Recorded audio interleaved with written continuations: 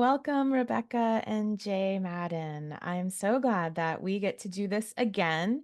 We had a wonderful Tuesday teaching, and somehow the recording got lost. So I'm excited for us to chat again about your book and your author journey, and we'll be sharing this with the membership. So welcome. Sounds great. Thank you so much for having us. Thanks for having us. Yeah. So can you tell me about your journey to Breathless Haste? How did you guys first discover your message? Hmm. So, through the years, we have shared our stories, sort of our faith stories with different people along the way, different Mhm. churches, different groups. And all along the way, people would say, you need to write a book when they would hear a story here and there. And so it was strangers that would say that and friends that would say that. And we just kind of were like, yeah. Mhm. And, years went by.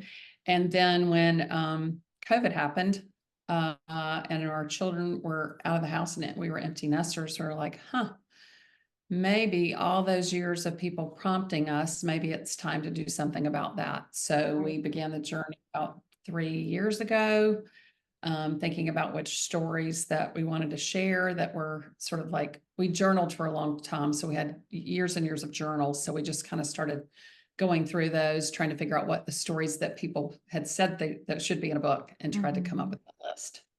I love So it. we started that, but tell them kind of what happened with my mom and all that. Well, yeah, so it's sort of been Rebecca's dream, I guess, or her thought process to write a Mhm. book, and I was just sort of cheering her on, and so her mom was in her 90s and she couldn't see very well, and Rebecca was visiting her and said, "Hey, I've been writing some stories for this book, and would you like for me to read them to you?" And so she crawled up into bed with her and started reading a story to her, and so she said, was Jay writing his stories? And Rebecca said, well, no, he's not. And she said, well, I think he should. And so then Rebecca came home and said, what do you think about writing it with me? And so we would have a male voice and a female voice. And I had just finished my dissertation like about a year earlier. And so I was not really interested in writing Yes. anything. And but she's pretty persuasive, so she kept after me, and so we decided to work on it together. Mhm. Oh, that's beautiful. How was that process of working on a book together as husband and wife? I think it was really, really good. We just started out with a brainstorm with, the white flip chart paper up on the windows and just Mhm. trying to document stories. And then we were like, okay, who would be the better voice to share that story?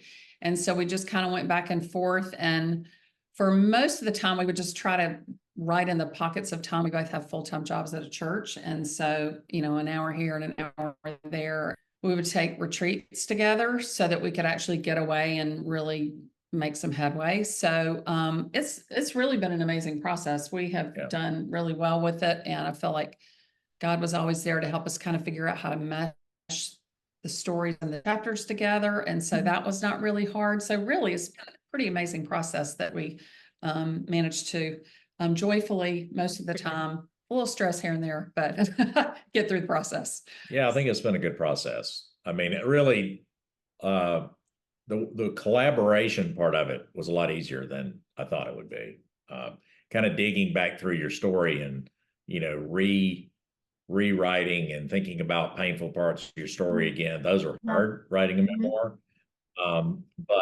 But actually collaborating on it together's not been that hard. Mhm. So can you tell us what And there breathless? was a lot of Go ahead.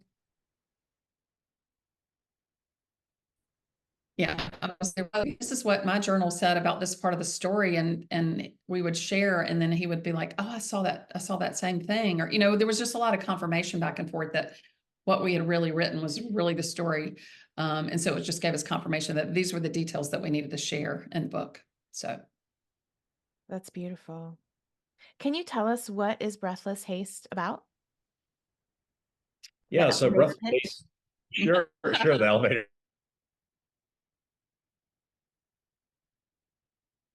pitch. So God in our ordinary life. And so, there are stories about, how we found God through scripture, through nature, through grief, just all kinds of experiences of ways that we felt like God was leading us and helping us discern next steps. And that was really the inspiration of the book, is we wanted people to just to really understand His presence in our ordinary lives, and if we recognize Him, He's there, and just urge people to be looking for Him in those ordinary parts of our day-to-day lives. Mhm. That's beautiful. That's beautiful. Thank you for sharing. You're still glitchy a little. So in each chapter we have, Great. okay. So in each of our chapters, we do 3 stories. So Mhm. there's 30 total stories. So that's, and then we just go back and forth between the stories, and as a couple and as individuals, hearing and responding to God. And some of the stories are mundane, everyday kind of things, and then some of them are miraculous. So it's just all of the above of hearing and finding God all the way through our stories. So tell me about the actual day-to-day of writing. How did you fit writing into your life? With all of us with full-time jobs, it is hard, but we generally have Fridays off. So Fridays would be kind of the day that we would work on that. Um, but it wasn't every Friday. It was just as I mean, there was at that point 3 years ago, we didn't have a timeline. It was just work on it, work on it, work on it as we could. And then we probably took 3-ish or maybe 4 retreats where we would literally go away for a solid weekend and work. And that's where obviously we made the most progress, and we're able to do that sort of merger between one chapter to the next, and sort of the hard parts of the story or the hard parts of the writing were done, where we had more significant periods of time. And we would work for 8 or 10 hours on a Saturday on a retreat. Like, it's not easy to work through that, but we did. But just pockets of time and the retreats were kind of how we. Is there any other? No, I think that's true. And I just think writing is like a lot of things. You have to know yourself and how you're wired, and what's your best time of day to write. I'm more like I do better to take like a couple hours and really work on it and then just kind of leave it.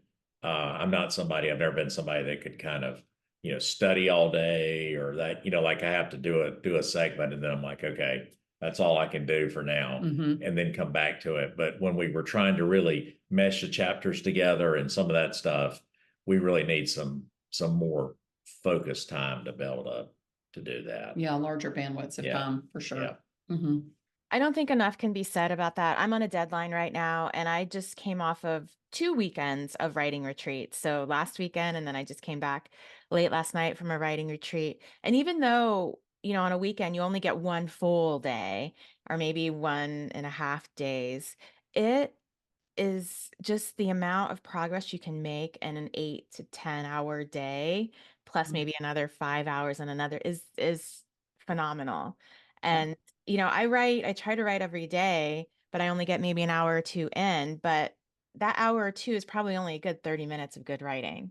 Right. So, so those retreats, I highly, highly encourage writers to at least try a retreat, a weekend, whether you can go to a hotel, a friend's house, do a house swap, something about getting out of your home, away from all of your distractions, in a place where the only thing you're focusing on is your writing. I feel, number one, it's a gift to be able to do that, and it's a gift to your writing too. Absolutely. And it just, if you're not able to do it during the week, this is really the only time to really make progress. So yeah, Right. we had to get away from our house because there's always stuff to do at home. Always. Yes. Well, I think when you come back to it, after being away from it for a while, I mean, it takes, like you said, it takes a little time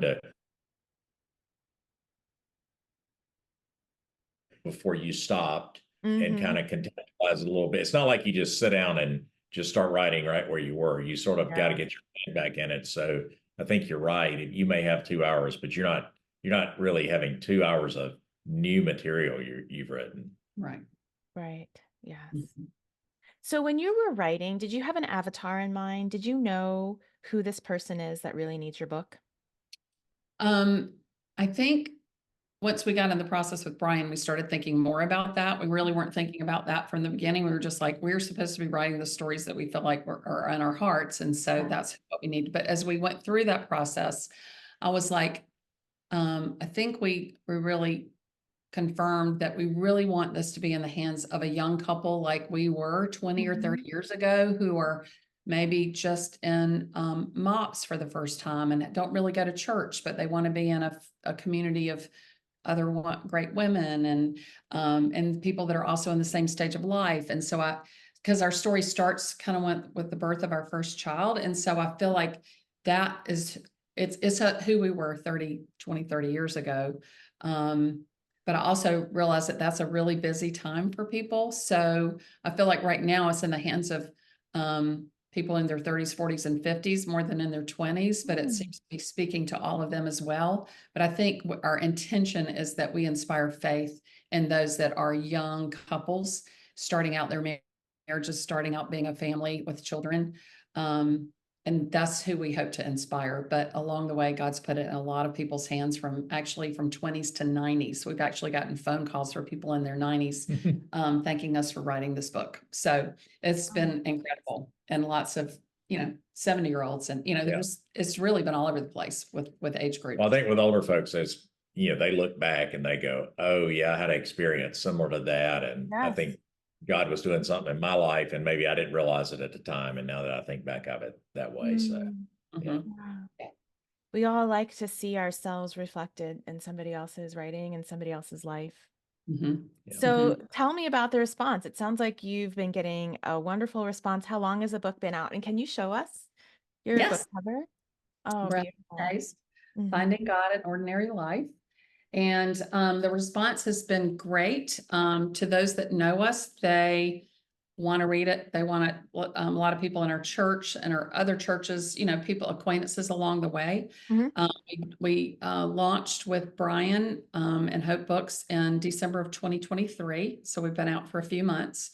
And we've been trying to get it out to more people, but we are realizing that people need to almost know us to some extent to know that we're credible to tell them our faith story, for them to believe in who we are and what we're saying. And so we need to think through that to get it to wider audiences. Right now, it feels like we're connecting with the people that do know us, but we haven't quite cracked the code to get, out beyond that. So, but it's definitely been a journey, and selling books is harder than you think. We have found, even going and speaking and stuff, you have a couple hundred people there and 20 people buy the book because other people have already bought the book before you come. And so you're thinking you're going to sell 100 and you sell 20 and you're like, what? So it's a slow process, but we have gotten so much affirmation through text and emails and phone calls from people we hadn't seen in 20 years. So we're very thankful we believe that what's in the book is great, and we just need to continue to work to get it out. Yeah, it's been the response has been super encouraging. Yeah. That's wonderful.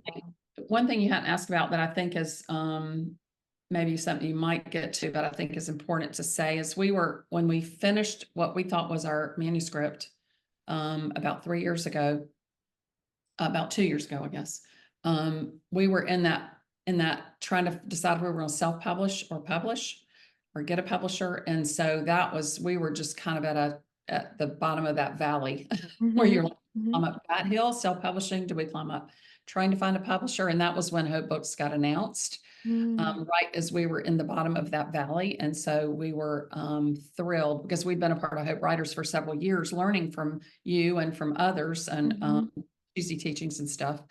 And so when Hope Books came out, we were like, wow. I actually went into Jay's office and I was like, Hope Books, like, they've just announced a publishing company. And he literally almost instantly said, I think this is it. And he didn't know anything. Like, he didn't know anything.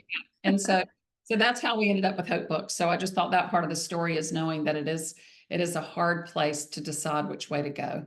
But we've been blessed to come along with people in this journey with Hope Books. So I think that's a kind of the backstory of how we got to where we are. And published Brian and team. Yes, it is. I mean, I think for every author, once someone thinks I want to write a book, then all of a sudden they're thrust into this world of what does publishing even mean? What are the different types of publishing? We don't think about it when we walk into a Barnes and Noble and we pick up a book. It's just on the shelf, right? But when Right, you're getting ready to write a book, then you've got to figure all of that out. And it is a labyrinth. It's a whole deal.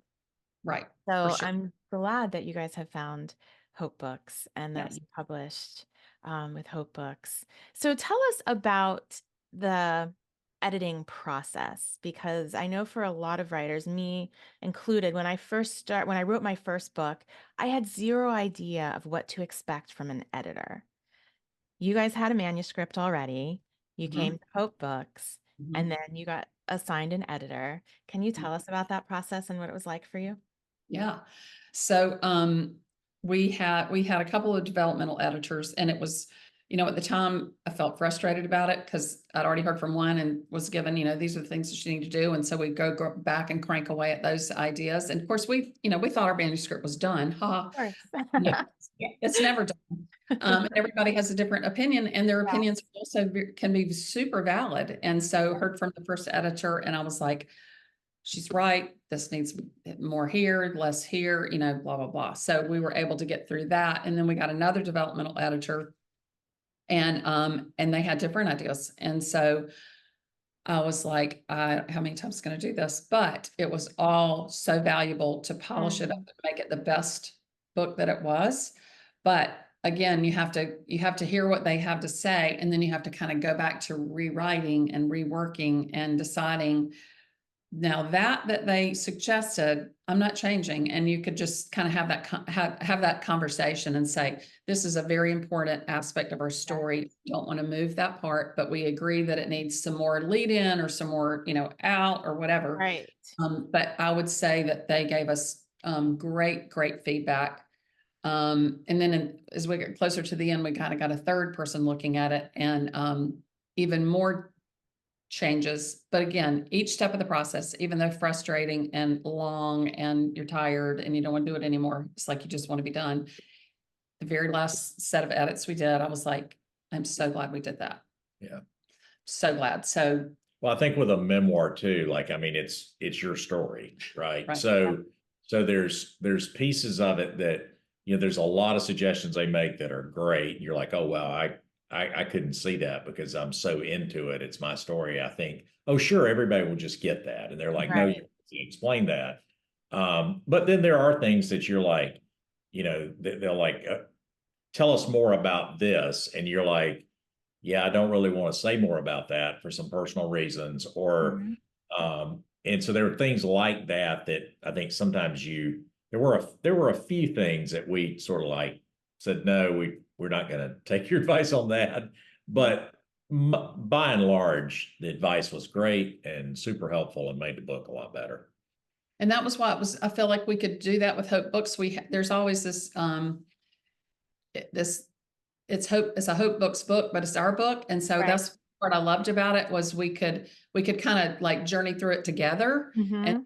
and when I said we're not changing the title, or we're not, whatever, they would be like, okay, sure, book, but they would say, but the subtitle really needs to change. And they changed our subtitle, and we're so glad they did. So Mhm. same thing with the inside of the book. There were certain things that were like, no, but they listened to us, we listened to them. And so it was kind of this back and forth process. And I don't know with a regular publisher if they would have given us the leeway in the conversation about each of those instances. Yeah.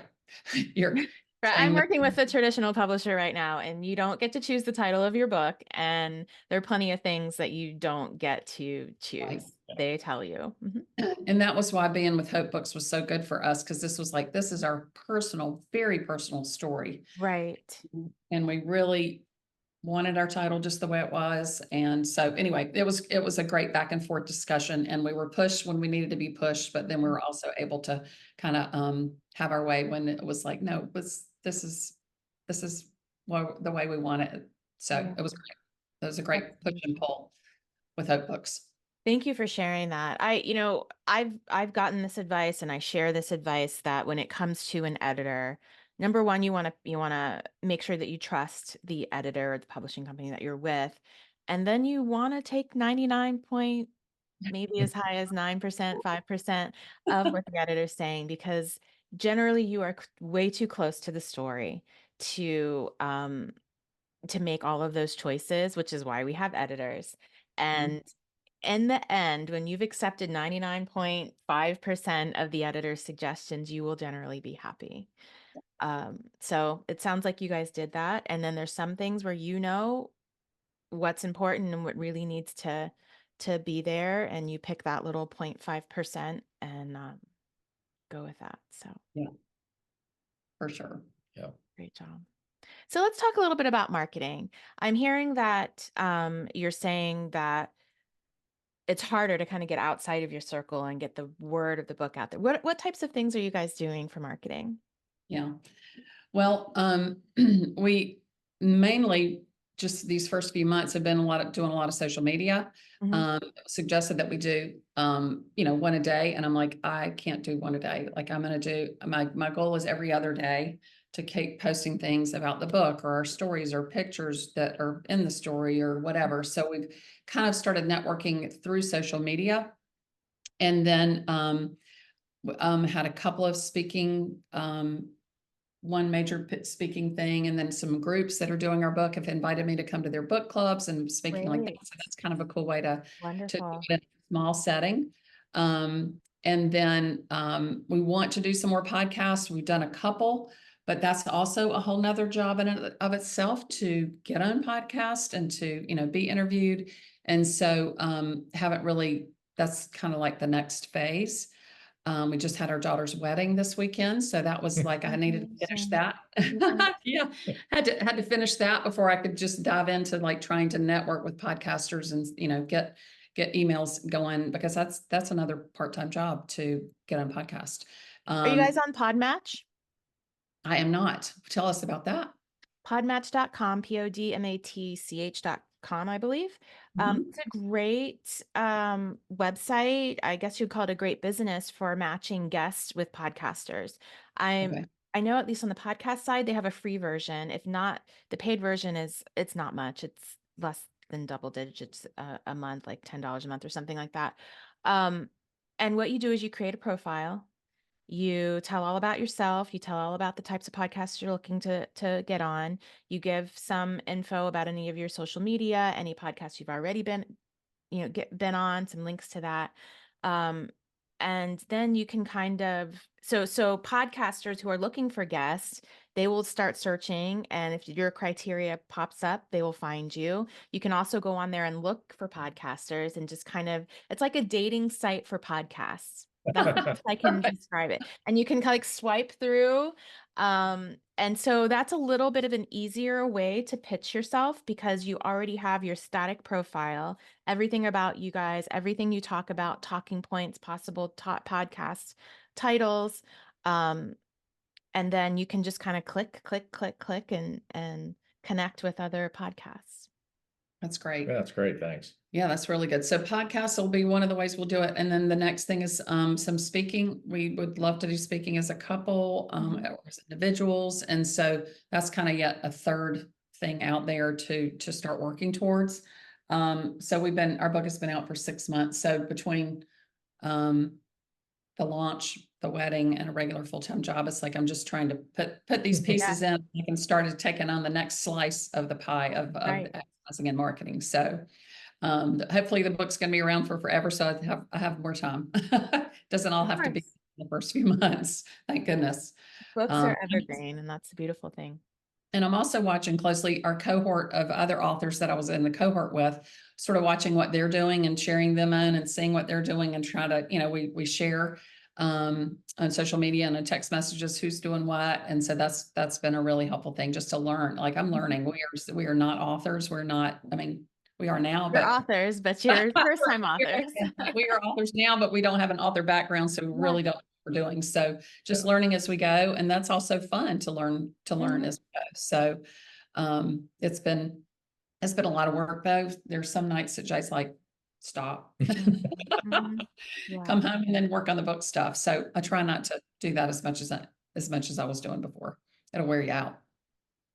So, what's your best advice for someone who's writing a book right now and doesn't, is in that place of not knowing what's going to happen, how to do all this publishing and the whole process? What's your best advice for a brand new, maybe aspiring author? Yeah, I think, well, first of all, if someone really feels like they have a book on their heart that they want to Mhm. write, I would just encourage them to do it, to follow that prompting and put yourself out there and write it. And I think they'll be glad they did. But I would Mhm. also say, on the one hand, there's a sense of urgency to go ahead and do it, but also you got to go into it with some patience. Mm. If you don't have patience, you'll probably acquire patience along the way because it's not always a straight line. Yes. There's some turns and crooks, and you have to kind of figure it out as you go. And it may not go exactly like you had in your mind, but ultimately, there's a good place. And if you have a book that you need to write, then I think if you stick with it, you'll be glad you did. Mhm. Mhm. You never know how your story or your writing is going to impact somebody's life. And even if it's just 10 people or 100 people, it's worth it to really share your story and impact people. So, um, but you have to go into it with the mind of it's going to be a hard process. Mm. Um, you got to be determined, but if you are and you have, as Jay said, like God prompting you, then you just absolutely need to follow through. And you also need to make sure you're doing it at the right time in your life. We could have done it a long time ago, but I don't think the book would have been what it was supposed to be. Mhm. In retrospect, I think now we have a better sense of what we were supposed to write. Whereas when people were prompting us along the way, I'm not really sure that would have been the right book. So Mm. to make sure that the timing is right as well. Yeah. That's such beautiful advice. It wouldn't have been the same book for Mhm. sure. It was a different time in your life. And so this book was supposed to come at this time, and Exactly. timing is everything. So that's wonderful advice. Mhm. So how can we support you? Well, we would just love for you to check out our book. It's on Amazon and all the places that you can get books. I've seen it on Target and Walmart and some other things, which is kind of cool to see. Mhm. You can visit us at breathlesshaste.com. And if you can't write that down and you're riding around in a car and you can't write that down, you can also go to findinggodtoday.com. And we have some free materials there about how to find God in your ordinary day, either in a daily way or maybe once a week kind of way. Mhm. So if Beautiful. you go to findinggodtoday.com, you can download and then that will give you access to those materials. And there's just social media, Facebook, all those things, and those are both under Breathless Haste. We decided, I know some people do one account for their personal and their book, but we already had personal accounts, so we kept those, and then we just did Breathless Haste, Facebook and Instagram, so that we could just make that more of our book focus. Mhm. But we share a lot of book stuff on our personal ones as Yeah. well. Probably drive our friends crazy with both, but anyway, just try here and learn as we go. So yeah, that's how to find us and check out our book and share it with those young couples that you know. The one thing I love about our book is each story is like 10 minutes. So if you're a young mom, you can read the first story in 10 minutes. But probably the most surprising and shocking part that people have given us feedback is that you can't put it down once you start.